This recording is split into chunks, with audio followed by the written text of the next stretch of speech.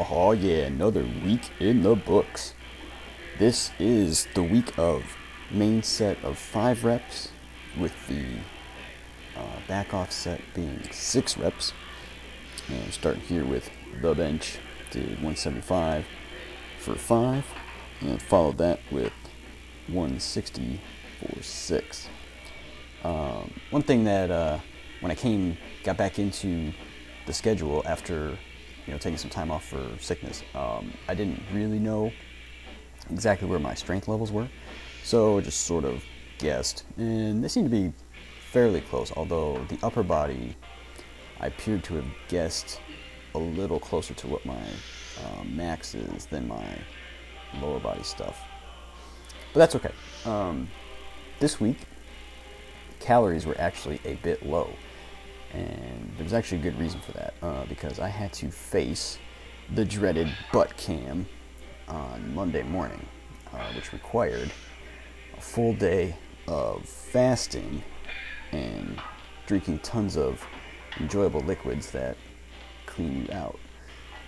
So even though I had a day during the week where I ate 4,000 calories, even with that, it's difficult to make up for the lost ground, because after you eat 4,000 calories, the next day you wake up, you're still full. That mechanism that the body has to maintain homeostasis, it works for the most part. I gotta imagine that in some people it's broken, or either it's broken in their body and thus they get very heavy, or it's the case that something that they're eating is messing with that feedback loop. Because like I said, I had all that food that one day. The next day I was like, yo, I'm full. I don't want any more food. As you noticed in the previous clip, doing weighted chin-ups, I actually do them twice a week on my lower body days. What happens is I'll do my main lower body movement, either squats or deadlifts, and then I'll do either a weighted wide grip chin or a weighted narrow grip chin, and I'm keeping track of that along with my bench, overhead press, squat, and deadlift, just because I like it. So what I do is I'll take my body weight for that day and add enough weight to make it, or what I'm trying to say is I try to keep a steady progression on the amount of actual weight, not the amount that's hanging off my waist. So I do body weight plus whatever hanging from my belt makes it a nice progression from the previous week. I'm also doing it in the RPT style, so 5 reps this week for the main set and 6 for the back off set. You're going to notice I did not hit some of my bodybuilding lift goals, where I was looking for 3 sets of 10 on like my benches and on my incline presses, and I'm curious to see if that is because of the lower calories this week. I should be able to find that out this coming week, because I plan to eat a lot, and the way I'm going to do that is, even though it can be hard to get enough solid food down, particularly if you don't have a really high fat intake, one way to sneak calories in is put it in your drinks. And so I went to the store and bought the infamous yet amazingly delicious Lipton iced tea powder. And frankly, you might be thinking to yourself, that has diabetes written all over it.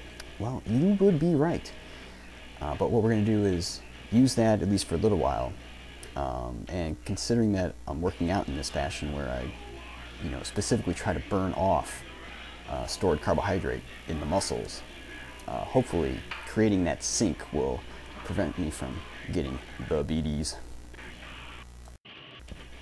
So a couple thoughts on the bodybuilding training I've been doing. One is I like it. I'm finding it fun, and because it's different from just the straight powerlifting training that I've done for years. one thing that I've noticed is that even with the light weights, the fact that you either get to, like in this case, I can't actually get to 10 reps,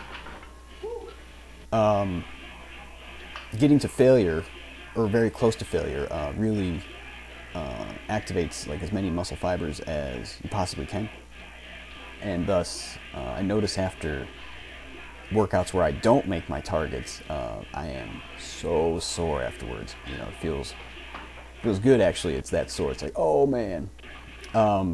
One thing that's on my mind is it better to take slightly longer rests so that you can handle a bit more weight, or is what I'm doing okay? I'm probably going to stick with what I'm doing for a little while, but perhaps on a future training cycle, I will take perhaps 90 seconds to 2 minutes between sets so that I can use more weight, and I'm curious to see which one gives me better results. So, this was a good week, I'd say.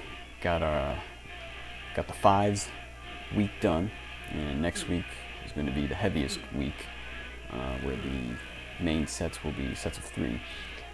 And then, assuming all goes well, I'm going to rotate back to 7s the week after that with weights that are slightly heavier than the prior 7s week. And that is how I plan to progress for a while. I'm not sure how long it'll be until I hit a sticking point, but I'll worry about that when it happens. One thing to note is, that goal I set for, like the double body weight bench, I have no particular time frame on that. It's just kind of out there. If it takes me, 2 weeks or 2 years, I really don't care. It's just like something out there, to work towards. And what I like is just, showing up on workout days and, just moving, throwing the weights around, makes me feel good. And generally speaking, those days end up going the best, like at work or on the weekends. I'll just be hanging out and I'll just be like in a great mood, after getting a good workout in. So, like I said, I'm enjoying the journey, and that's the one thing that really told me I was having problems before, is that I really wasn't excited to get in and do my workouts when I was getting sick about 2 months ago, and that was a notable sign. I was like, oh man, I really don't even feel like working out, and when that happens, something's wrong. So I think with that, I think we're done for this week. Just finishing up some super burn squats here, and you can see like my baby pain faces that I'm making near the end of the sets. So enjoy that, and we'll talk to you next week. Bye bye.